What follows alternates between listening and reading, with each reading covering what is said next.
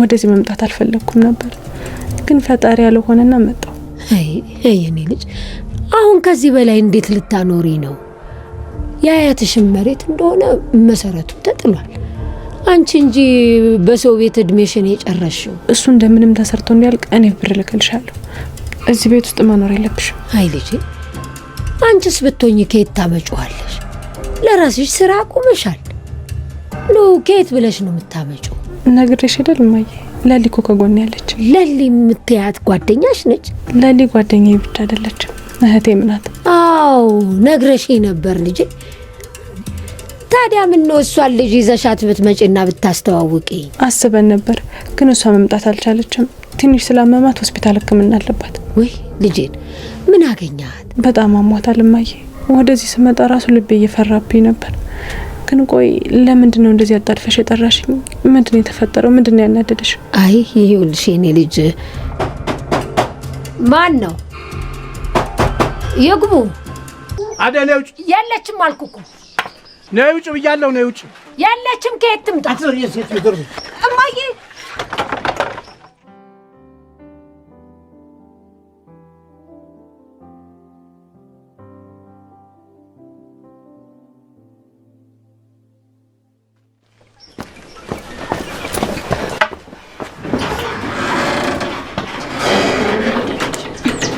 ማዬ ደህና ነሽ እኔ ደህና ነኝ ልቅ ሂጂ ነይ ላትሽ ድረሽላ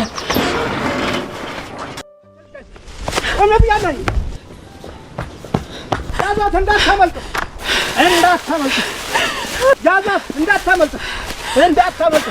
አንቺ አባዬ እባክህ እንደዚህ አታድርግ አንቺ ምን አባሽ ጎሎብሽ ነው ምን ጎሎብሽ ነው ኧረ አንቺ ሎግ ማረግ አበቃሻል አንቺ ትያለሽ አንቺ ስድ ታንክያላ ሳረፍሽ አሁን እዚህ እንዴ አርጋ ያሳደኩሽ ሎግ ማረግ አበቃሻል ብያንቺ አንቺ ማፈሪያ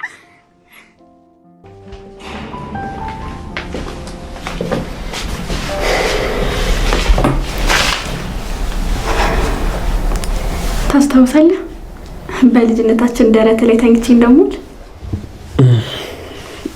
አዎ በጣም ልጅነት እኮ በጣም ደስ ይላል ያኔ ግን በልጅነታችን ሳቅፍ ማስለቀቅ አትፈልግም ነበር በደንብ አስታውሳለሁ ማታ ራስ በግድ አልነበር ምን ላቀቀው በጣም ደስ የሚል ከንጹህ ልብ ጋር አይደል አሁን ግን አደግንና ተቀየረን አለ ዘፋኙ ራሱ ምንም የተቀየረ ነገር የለም በጣም ብዙ ነገር ተቀይሯል አድገናል ህይወት በትንሹም ቢሆን ገብቶናል እንደዛ ይመስልሽ ማደጋችን ነው አሁን ግን እኔ ጋር ምንም የተቀየረ ነገር የለም አሁንም እንድታቅፈኝ እጄን ይዘኸኝ እንድትዞር ፈልጋለሁ እንዴ አሁንማ እንዴት ይሆናል ካደ ጥሩ ነው አለው ብዙ ደስ የሚሉ ነገሮች እናያለን ማለት አሁን ከድሮ የበለጠ ላስደስት እችላለሁ አልገባኝም እንዳይገባ ከፈለክ ነው እንጂ ገብቷል ያው ሁለታችንም የራሳችን የሆነ ህይወትና ምኞት አለን ብዬ ነው ምኞቴም ህይወቴም አንተ ብቻ ነህ ያኔ በጻንነት ስሜት ያሰብነው እኮ ሌላ ነው እኔ ግን እኮ ሁሌ ነው ስላንተ ማስበው ይሄማ ሊሆን አይችልም ሳትናገር ወዴትም አትሄድም አንተ የሰይጣን ቁራጭ ባቡሬ ዴቭኒ ምን አዲስ ነገር ምንም የለም ምን ማድረግ እንዳለብኝ ራስ ማውቀው ነገር የለም ይሄ ምንድነው የሚያውቀው ነገር አለ ስለናቴ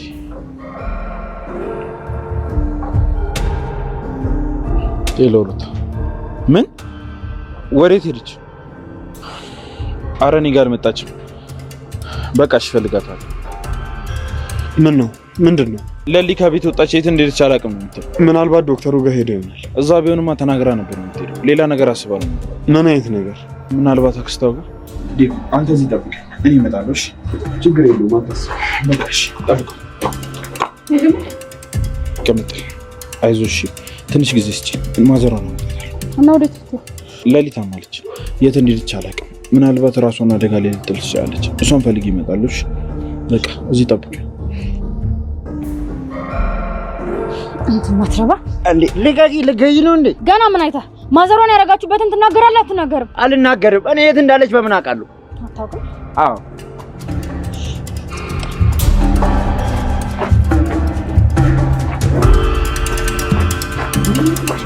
ትናገራለህ አትናገርም አንቺ ቆይ ጤነኛ አይደለሽም እንዴ ምን እየሆንሽ ነው ቆይ ሌላ ነገር አትለፍልፍብኝ ዝም ብለህ ተናገር ማዘሯ የት ናት አላውቅም ኧረ አትናገርም ተዘረፉ ልዩ ልዩ መከራ ግፍና ሰቆቃ እንዲሁም ከባባድ የአካልና የስነ ልቦና ጉዳት ለደረሰባቸው ንጹሃን ኢትዮጵያዊ ዜጎች፣ በእሳት እየነደዱ ለወደሙ የሃይማኖት ተቋማት እንዲሁም ዋና የጥቃት ኢላማ ተብለው ለተለዩት ለመላው የአማራ ህዝቦችና ለኦርቶዶክስ ተዋህዶ ቤተክርስቲያን ይሁን። መግቢያ የዚህ መጽሐፍ የመጀመሪያ ክፍል በ2007 ዓመተ ምህረት የሳጥናኤል ጎል ኢትዮጵያ በሚል ርዕስ ለህትመት በቅቶ ለአንባቢያን የደረሰና አሁንም ድረስ እየተዳረሰ ያለ ነው።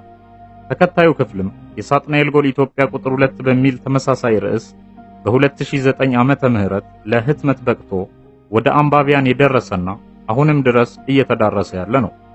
ተከታዩ ክፍልም የሳጥናኤል ጎል ኢትዮጵያ ቁጥር 3 በሚል ተመሳሳይ ርዕስ በ2011 ዓመተ ምህረት ለህትመት በቅቶ ወደ አንባቢያን የደረሰና አሁንም ድረስ እየተዳረሰ ያለ ነው። ይህኛው መጽሐፍ ደግሞ የእነዚያ 3 መጽሐፍ ተከታይ ክፍል ሲሆን በዚያው በቀደመው ዋና ርዕሱ የሳጥናኤል ጎል ኢትዮጵያ ቁጥር 4 ተብሎ በ2013 ዓመተ ምህረት በመስከረም ወር ለህትመት የበቃ ነው። በመሆኑም ይህን መጽሐፍ ከማንበባችሁ በፊት ሌሎችን ክፍሎች ማለትም የሳጥናኤል ጎል ኢትዮጵያ ቁጥር 1ን፣ ቁጥር 2ንና ቁጥር 3ን ቀድማችሁ ብታነቡ የተሻለ መሆኑን ማስታወስ እፈልጋለሁ። የተሻለ ብቻም ሳይሆን ሙሉ ታሪኩን ለመገንዘብ የቀደሙትን መጽሐፍት ቀድሞ ማንበብ የውዴታ ግዴታ መሆኑን ከወዲሁ ማስገንዘብ ሻለሁ።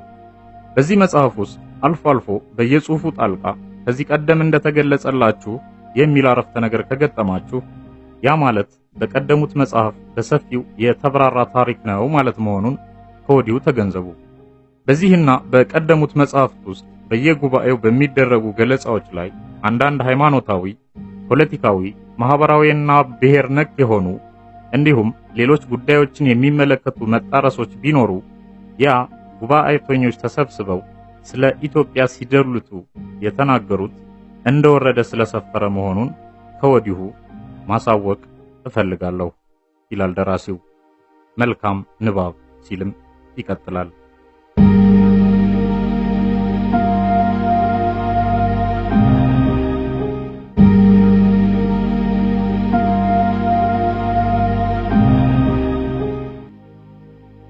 ቅድመ ታሪክ እንደ አውሮፓውያን አቆጣጠር 2014 ዓመተ ምህረት በአሜሪካ ኒውዮርክ፣ በቤልጂየም ብራሰልስ እንዲሁም በአውስትራሊያ ሜልቦርን በተካሄዱ ዝግ ጉባኤዎች ላይ በርካታ አጀንዳዎች ተነስተው ለውይይት ቀርበዋል።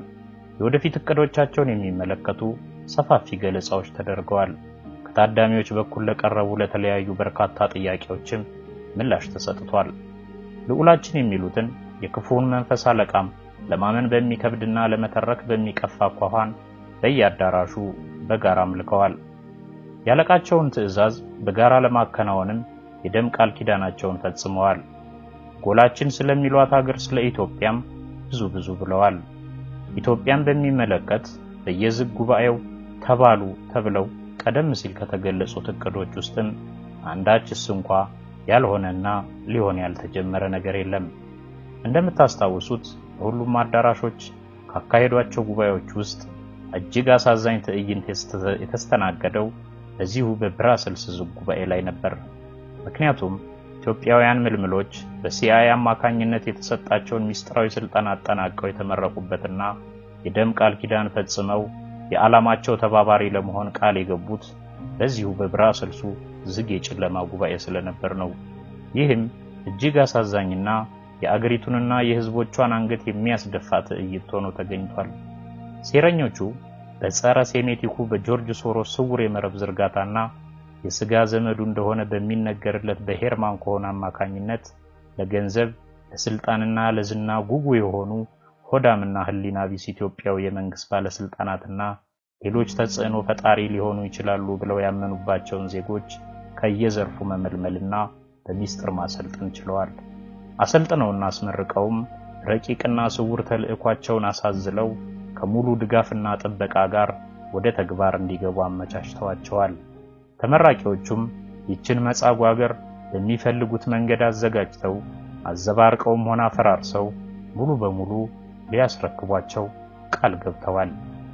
እነዚህ የከንቱ አስተሳሰብ ባለቤት የሆኑ ኢትዮጵያዊ ባለስልጣናትና የዘርፉ ምሁራንም ሳይንስና ቴክኖሎጂ ከልዕለ ኃያሉ ከፈጣሪ ጋር ታግለው ያሸንፋሉ በሚል አጉል ተስፋም ነው ተባባሪ መሆናቸው በራሱ ከንቱነታቸውን ያረጋግጣል።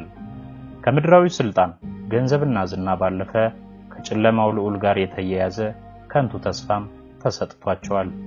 እነርሱም በዚህ ከንቱ ተስፋም ነው የደም ቃል ኪዳናቸውን ሊፈጽሙ ተዘጋጅተዋል።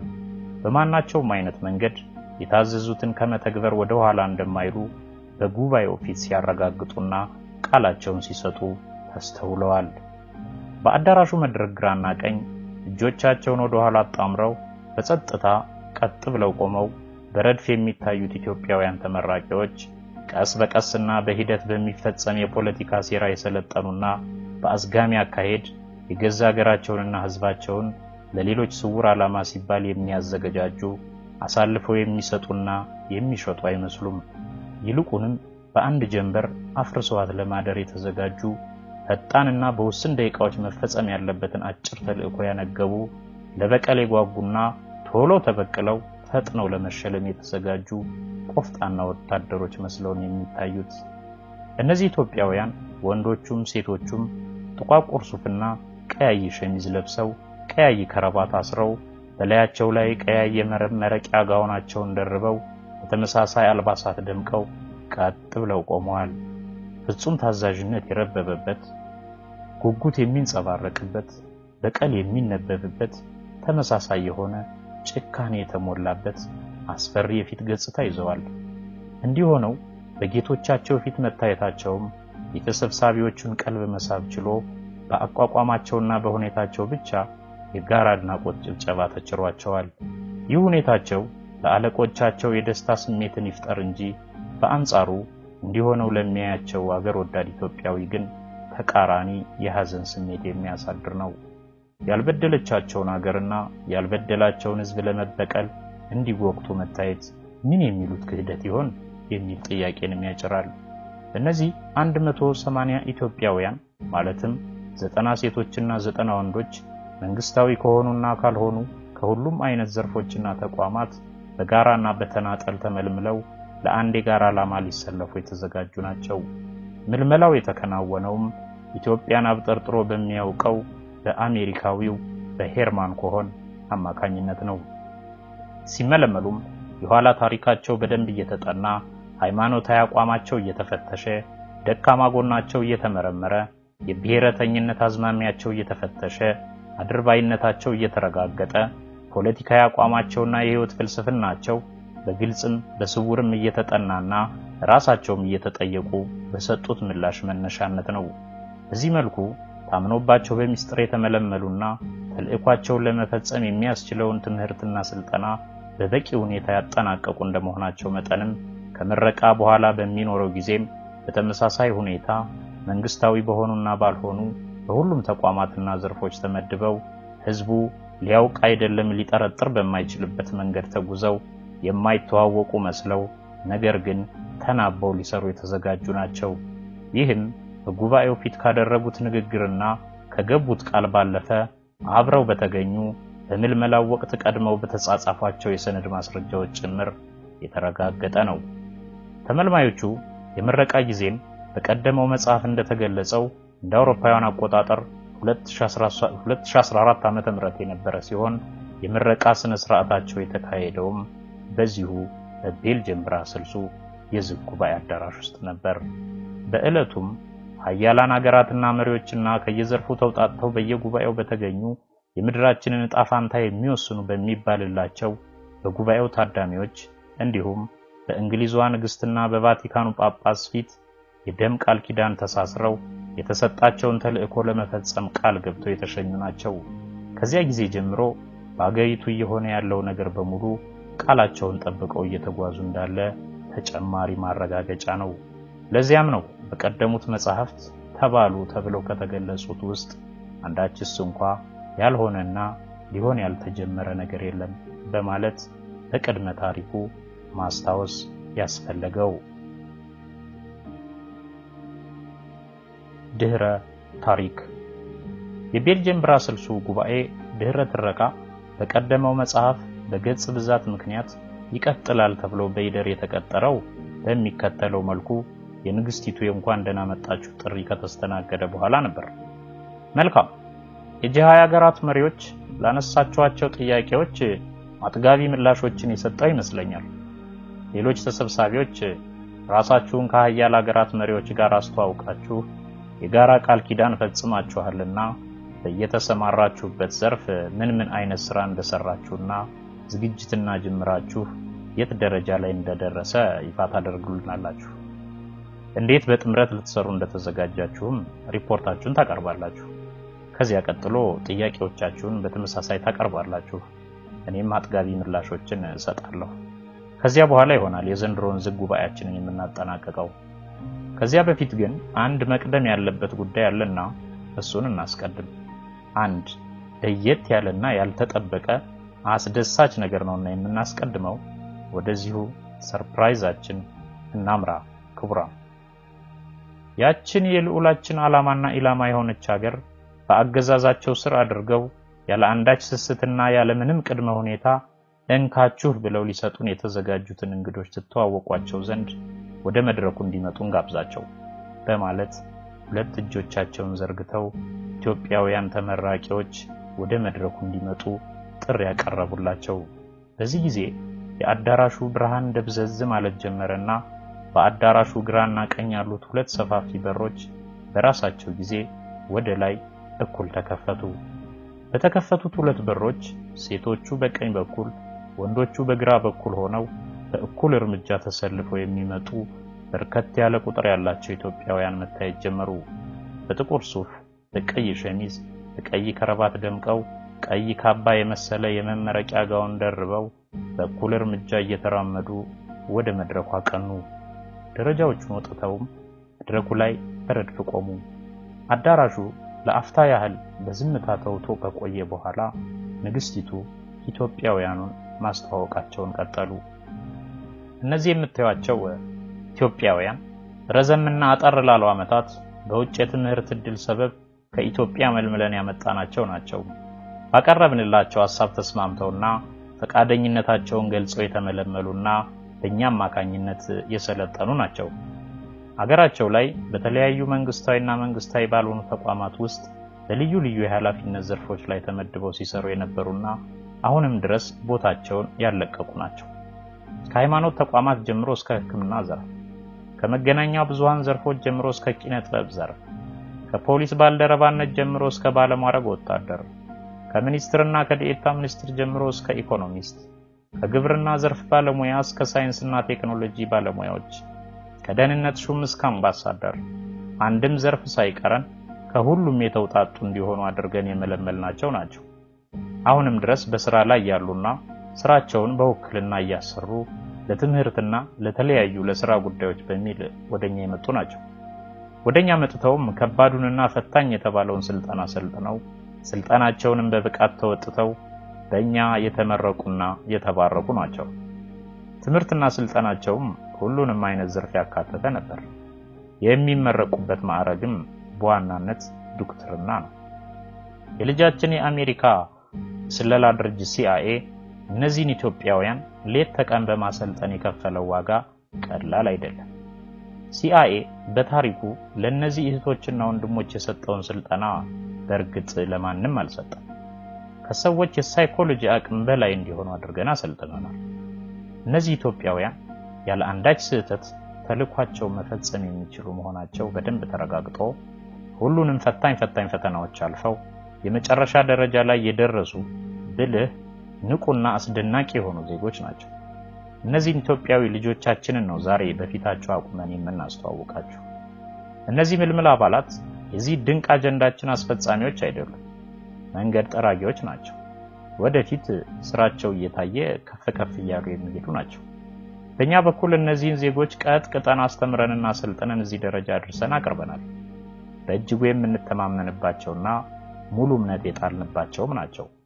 በራሳቸው አንደበት ደግሞ የሚሉትን ይላሉና አድምጧቸው በማለት ሁለት እጆቻቸውን ወደ ንግግር ማድረጊያው ዘርግተው ስለ ራሳቸው ገለጻ እንዲያደርጉ ተመራቂዎቹን ጋበዙ።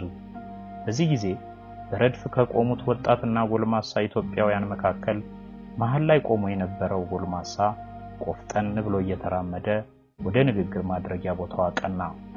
ገና ንግግር ሳይጀምርም ከተሰብሳቢዎች በኩል ሞቅ ያለ ጭብጨባ ተስተጋባለት። በንግግር ማድረጊያ ቦታው ላይ ቆሞም ንግግሩን ጀመረ። ወደዚህ ወደ ተቀደሰ ህብረት የጠራን የታመነ ነው አሜን ሲል ጀመረና ሌላ ሞቅ ያለ ጭብጨባ አሜን ከሚል ከባድ ድምጽ ጋር እንዲለገሰው በአይኖቹ ተማጸነ። እነርሱም መሻቱን አልነፈጉትም። አሜን የሚል የጋራ ድምጽ አሰምተው ሁሉም በጋራ ቆመው በረጅሙ አጨበጨቡለት። እስኪ በቃው ከተጨበጨበለት በኋላ ትህትና በተሞላበት ድምጸት ተቀመጡ ክቡራን በማለት ተሰብሳቢዎቹን አስቀምጦ ተመራቂዎቹን ወክሎ ሰፊ ገለጻውን ማድረግ ጀመረ በሚል ነበር ትረካው ተቋርጦ ይቀጥላል ተብሎ የተቀጠረው። እነሆ ከቆመበት ቀጠለ። ይህንንም ድህረ ታሪክ በሚል ማስታወስ ያስፈለገው ነገሮች መሆን ከጀመሩ በኋላ ይመጻፍ አለመጻፉን ለመጠቆም ነው።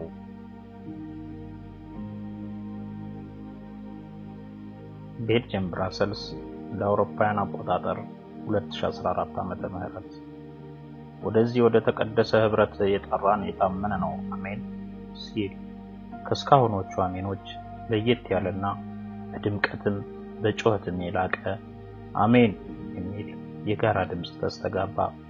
ከረጅሙ ደማቅ ጭብጨባ በኋላም ተመራቂዎቹን ወክሎ ንግግር ለማድረግ የተዘጋጀው ቅልስልስና ሳቂታ ጎልማሳ ንግግሩን ጀመረ። በታላቅ ዓላማ ተመርጠን ወደዚህ ህብረት ተጋብዘን በዚህ ታላቅ ስፍራ በመገኘታችን ራሴና በዛሬ ተመራቂ ባልደረቦች ስም ላቅ ያለ ምስጋናዬን ማቅረብ እፈልጋለሁ ሲል ሌላ ጭብጨባ አከሉለት። ሰውየው ቤተሰባዊነትን በተላበሰ አኳኋን ዘና ፈታ ብሎ በፈገግታ ደምቆ ሲናገር ላየው የምድራችን ኃያላን በሚባሉና አለቆቹ በሆኑ በታላላቅ መሪዎች ፊት እንግዳ ተመራቂ ሆኖ ንግግር የሚያደርግ ሳይሆን ካብሮ አደግ ጓደኞቹ መሃል ሆኖ ተራጭ ውስጥ ውስጥ ያለ ነበር የሚመስለው። ይህም የተሰብሳቢዎቹን ቀልብ ገና ከጅምሩ ያስደሰተና ያልጠበቁት ግርምት ውስጥ የከተተ ትዕይንት ሆኖ ታይቷል። ሆኖም ግን ሰውየው ከንግግር ጭብጡ ይልቅ ታዳሚዎቹን ለመማረክና እጅግ ተወዳጅ ሰው መስሎ ለመታየት የሚያደርገው ጥረት በመግዘፉ ምክንያት ገለጻውን በጀመረው መልኩ መቀጠል እየተሳነው ሲሄድ ተስተውሏል። በመድረኩ የተገኘበትን ዓላማ ለታዳሚዎች ቅልብጭ አድርጎ ከማስረዳት ይልቅ ታዳሚዎቹን በተለየና እጅግ ዘመናዊ ነኝ ባይነት በሚያንጸባርቅ የድምጽ ቅላጼ በቄንጠኛ አቋቋምና አላስፈላጊ መወራጨት በታከለበት የሰውነት እንቅስቃሴ ብሎም ወጣ ባለ ሽቅርቅር ገጽታ ማማለንና ትኩረት መሳብን የመረጠው። ሌላው ቀርቶ እናት ቋንቋው ያልሆነውን እንግሊዝኛ ካልተቀኘሁበት አይነት መንበላጠጥ ውስጥ ስለገባ ገለጻው መስመር እየሳተበት ሲሄድ በተደጋጋሚ ይስተዋል ነበር። ይህ የማማለልና የታዳሚውን ትኩረት በተለየ መንገድ ለመሳብ ብሎ የጀመረው ጥረትም ሰው ራሱን ሳይሆን ሲቀርና ሌሎቹን ለመምሰል ሲጥር የሚገጥመው አይነት አደጋ እየጋረጠበት ሄደ። ልዩ ትኩረት የሰጠውና ጊዜውን ያጠፋው እንዲህ ባሉ ነገሮች ላይ ስለነበርም የጀመረውን ሐሳብ ሳይቋጭ ወደ ሌላ ሐሳብ እየገባ ተቸገረ። እንዲህ ባለው ጅምር ልቅቅ መንደፋደፉን ቀጥሎም ቢሆን ግን ማለት ያለበትን እያለ ከማስጨብጨብ አልቦዘነም። ሰውየው በንግግር ማድረጊያ ቦታው ላይ በቄንጥ ቆሞ ፈገግ እንዳለቀጠለ። ይገርማቸዋል፣ ያኔ ገና በዝቅተኛ የስልጣን እርከን ላይ ሆኜ ተራ የመንግስት ሰራተኛና የድርጅት አባል በነበርኩ ጊዜ አንድ ነገር ደጋግሜል ነበር። በበኩሌ እንዲህ ስራ ለመያዝና ደሞዝተኛ ለመሆን ያህል እንጂ ፖለቲካው ገብቶኝና ምኝበት አልነበረም የፓርቲ አባል የሆንኩት እና የመንግስት አካልና አባል ሆኜ ስራዬን እየሰራው ስቀጥል የአንዳንድ የገዢው ፓርቲ ባለስልጣናትን ሌብነትና ጭበርባሪነት እንዲሁም የአገዛዙን አምባገነንነት እያስተዋልኩ በእጅጉ በሳጭ ነበር። በሂደት ብስጭቴም ጥላቻዬም እየጠነከረ ሄደ። ነገር ግን ችሎ ከመቀጠል ውጪ ሌላ ምርጫ አልነበረኝም። በስተመጨረሻ ጥላቻዬ በጣም ጥሮ ስለነበር ብቻ ይህ አገዛዝ ይውደቅ እንጂ ሰይጣንም ቢሆን ይግዛ እያልኩ እመኝ ጀመር። እጸልይ ነበር። ብር ይቀላል ክቡራን። እንግዲህ ከረጅም ጊዜ በኋላ ጸሎቴ ሰምሮ ባለድሉ ልዑላችሁ አገሪቱን ከነሁለንተናዋ ሊረከብና ሊገዛ መሆኑን ስረዳ ተገረምኩ። ጭራሽ ለዚህ ተግባር መንገድ ጠራጊ ሆነች ስታጭ ደግሞ በእጅጉ ተደሰትኩ። አትፍረዱብኝ። በልጅነት ዘመን ያው የሃይማኖት ተቋማቱ የምንሰማው ነገር ስለነበር ይህን ደግ ልዑላችሁን ክፉ አድርጌ ነበርና የማስበው ባለስልጣናቱን ከእርሱ የባሱ ክፉዎች ብዬ መሰየሜ ነበር እና ጸሎቴ እንዴት አያችሁት በማለት አንገቱን ወደ አንድ በኩል ዘንበል አድርጎ ፈገግ በማለት ሌላ ተጨማሪ ጭብጨባ ለመነ። እነርሱም አልነፈጉትም። የጠየቁትን ደማቅ ጭብጨባ ረዘም አድርገው ለገሱት። ክብር ለልዑላችሁ አለ በትህትና። አሜን ሲሉ ተደመጡ። እኔና ስልጠናውን በብቃት ተወጥተው በዚህ ታላቅ ስፍራ አብረውኝ የተገኙት ባልደረቦቼ ሁላችንም ኢትዮጵያዊ ነንና ኢትዮጵያ ትልቅ ሀገር መሆኗን እናውቅ ነበር። ሆኖም በዚህ አይነቱ መንገድ ሳይሆን እንዲሁ በታሪኳና በሌሎች ለየት በሚሉ ነገሮች ብቻ ነበር ታላቅነቷን የምናውቀው። ዛሬ ግን ከታላቅም ታላቅ ሀገር መሆኗ በሌላ መንገድ ገባንና የበለጠ ወደድናት፣ የበለጠ ፈለግናት። እንዴት መመራት እንዳለባትም በጥልቀት ገባን። በአገሪቱ ውስጥ የማን ዓላማ መራመድ እንዳለበትም በአስደናቂው የትምህርትና የስልጠና ቆይታችን ወቅት በውል ተረዳን። የተነደፈውን እቅድ አምነንበትም ጀማሪዎች ለመሆን ተዘጋጀን። ስለዚህ ያችን ሀገር ከመቼውም ጊዜ በላይ የልዑላችሁ ዲሞክራሲና ነጻነት የሰፈነባት፣ የልዑላችሁ እድገትና ስልጣኔ ብቻ የሚራመድባት፣ የልዑላችሁ እቅድ የሚፈጸምባት፣ የልዑላችሁ ወግና ስርዓት የሚንጸባረቅባት፣ የልዑላችሁ ፍላጎት ብቻ የሚተገበርባት፣ የልዑላችሁና የዓላማው ጸር የሆኑ ህዝቦች ከስመው የልዑላችሁና የዓላማው ደጋፊ የሆኑ ህዝቦች የሚበረከቱባት፣ በልዑላችሁ ትዕዛዝ የማይመሩ ሃይማኖተኛ ቡድኖች ተዳክመው በልዑላችሁ መመራት የሚፈልጉ ቡድኖች ብቻ የሚጠነክሩባት፣ ኋላ ቀር የሆኑ ሃይማኖታዊና ባህላዊ ተቋማት ቀርተው ለልዑላችሁ ዓላማ ጠቃሚ የሆኑ ዘመናዊ ግንባታዎች የሚከናወኑባት፣ በጥቅሉ በልዑላችሁና በእናንተ ፍላጎት የበላይነት የምትመራ ድንቅ ሀገር አድርገን ልንመራት እንሻለን። እንዲያው መቀጠል እንዳለበት ከወዲሁ ተስማምተናል። ከወዲሁ ደስ እያለን ፈቅደናል። የተያዘው እቅድ እንዲሳካም ተባባሪና አጋዥ አካል ለመሆን ተዘጋጅተናል። በአገሪቱ የሚዘረጋውን መረብ ለመዘርጋትና የሚጣለውን መሰረት ለመጣል ብቁ መሆናችን ታምኖበት ለምረቃ በፊታችሁ ቆመናል። እኛ ይህንን በልበ ሙሉነት ከገለጽን ሚስጥራዊው የትምህርትና የስልጠና ቆይታችን ምን ያህል ስኬታማና አስደሳች ብሎ እንከን የለሽ የነበረ መሆኑን በቀላሉ ትረዱታላችሁ ብለን ተስፋ እናደርጋለን። በተማርነውና በሰለጠነው ተልእኮ መሰረት በእናንተ ፍላጎትና ትዕዛዝ ስር ሆነን በአዲሱ ዲሞክራሲያዊ መንገድ በትክክል ልንመራት እንሻለን። በኢትዮጵያም ብቻ ሳይሆን በማንኛውም ሀገርና አህጉር ደግሞ ያለ እናንተ ድጋፍና እገዛ ዲሞክራሲ ሊሰፍን አይችልም። ኢኮኖሚ ሊያድግ አይችልም። ስልጣኔና ብልጽግናም እንደዚያው።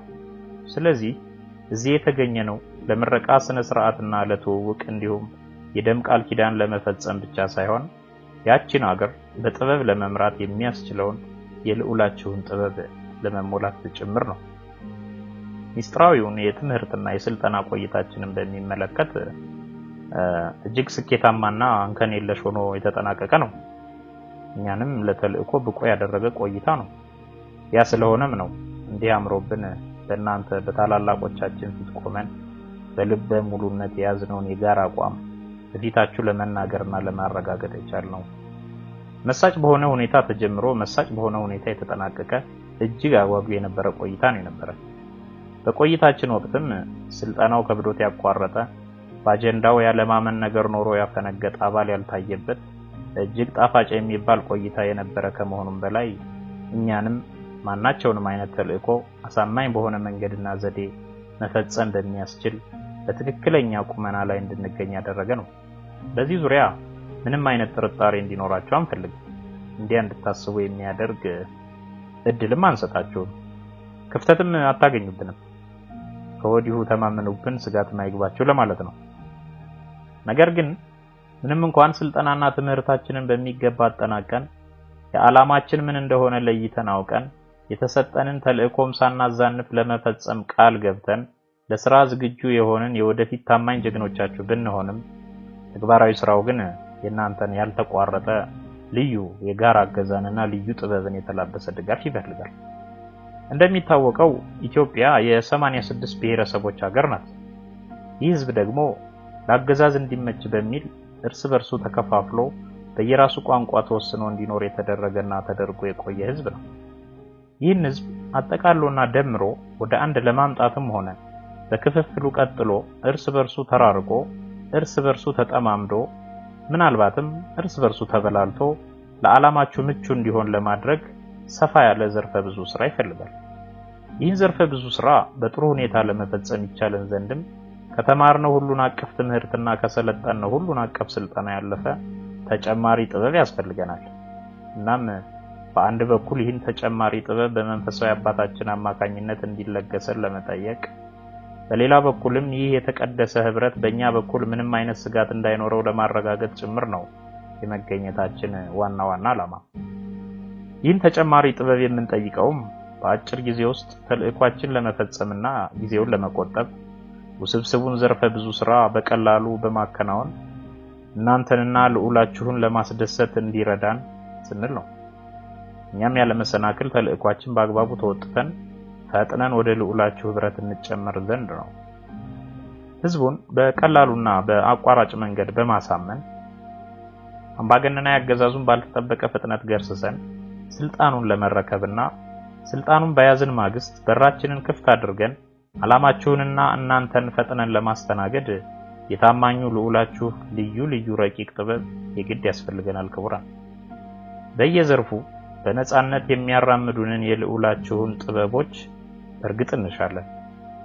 አልወዳችሁም የሚለውም ቃል እወዳችኋለሁ ብሎ የሚያስደምጥ፣ ፍጹም ጥላቻን ፍጹም ፍቅር አድርጎ ለውጦ የሚያስደምጥ፣ አስደምጦም የሚያሳምን፣ የጋራ ድንዛዜን የሚያላብስ ልዩና ረቂቅ የልዑላችሁ ጥበብ ለስራችን እጅግ አስፈላጊ ነው ብለን እናምናለን።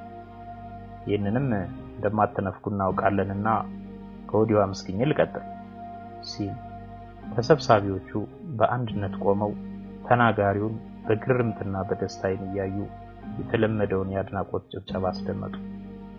ከአዳራሹ የፊት ወንበሮች ጎን ለጎን ተቀምጠው የሚገኙት የቫቲካኑ ጳጳስና የታላቋ ሌባ የብሪታንያ ንግስትም ተናጋሪውን በኩራትና በትኩረት እያዩ አንገታቸውን በይሁንታ እያወዛወዙ ፈገግ አሉለት። እርሱም ቀጠለ። ክቡራን ታዳሚዎች፣ በግልጽ እንደምታውቁት አሁን ድረስ ያለው የአገሪቱ አጠቃላይ የፖለቲካ ሁኔታ ከባለስልጣናቱ በስተቀር ለየትኛውም ብሔርና ህዝብ የተመቸ አይደለም። አሁን ያለው የኢትዮጵያ መንግስት ያው እኛም የመንግስት አባላት መሆናችን እንዳለ ሆኖ በፍጹም አምባገነናዊ አገዛዝ አገሪቱን እያስተዳደረና ጎን ለጎንም እየዘረፈ ያለ አገዛዝ ነው። ህዝቡም ይህን ጠንቅቆ አውቋል። በየሀገሮቻችሁ በሚኖሩ ኢትዮጵያዊ ስደተኞች በኩል እንደምታዩትም የተቃውሞ ውርጅብኝ እየወረደበት ያለ አገዛዝ ነው። በአገር ውስጥም ተቃውሞው ተመሳሳይ ነው። ይህ ማለት በራሱ ጊዜ ለመውደቅ ጫፍ ላይ ያለ ስርዓት ነው እንደማለት ይቆጠራል። በመሆኑም እዚህ በፊታችሁ የምንገኝ በእናንተ ኃይል እዚህ ደረጃ የደረስን የወደፊት ታማኝ ጀግኖቻችሁ ስልጣኑን ለመንጠቅና ለመረከብ ቅርብ መሆናችን ግልጽ ሊሆንላችሁ ይገባል። የስልጣን እርካቦቹን ሁሉ አንድ በአንድ ወጥተን የስልጣን መንበሩን ለመቆናጠጥ እጅግ ቅርብ መሆናችንን በልበ ሙሉነት ስንነግራችሁም በጣም ደስ እያለን ነው። ምክንያቱም ከኛ ውስጥ ብዙዎቻችን የስልጣን መንበሩ የሚገኝበት ቤት ውስጥ እግራችን ያስገባንን ለውጥ በናፈቀው ህዝብ ዘንድ በለውጥ ስም ሙሉ የህዝብ ድጋፍን በቀላሉ ማግኘት የምንችልም ነን። በዚህም ላይ የእናንተ እገዛ ስለሚኖር ስልጣኑን በቀላሉ የመያዝ ጉዳይ ያን ያህል አሳሳቢ እንዳልሆነ ተነግሮናል፣ አውቀናልም። ስለዚህ በዋናነት ፈታኝ ሊሆን የሚችለው